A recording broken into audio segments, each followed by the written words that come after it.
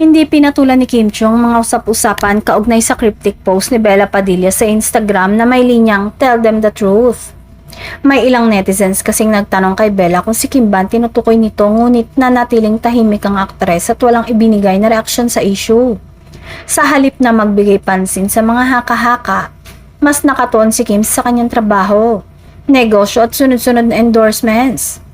Abala rin siya sa iba't ibang proyekto kasabay ng pagdiriwang ng kanyang ika-20 anibersaryo sa showbiz.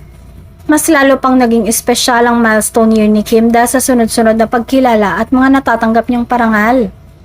Isa sa inaabangan ng kanyang supporters ay ang posibilidad na muli niyang masungkit ang Outstanding Asian Star Award sa Seoul International. Todo suporta naman ang kanyang fandom sa online voting para maipanalo ang aktres sa naturang prestigious na award. Para sa marami, magiging napakagandang regalo ito para kay Kim bilang bahagi ng pagdiriwang ng kanyang 2 dekada sa industriya. Sa kanyang X account, nagpasalamat si Kim sa walang sawang suporta ng Team KCG Official at iba pang fan groups na matagal nang nakasuporta sa kanya.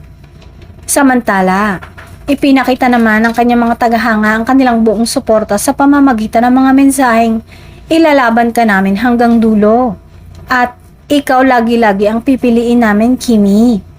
Patunay ito na nananatiling matatag at aktibo ang Kim fandom sa likod ng kanilang iniidolong aktres.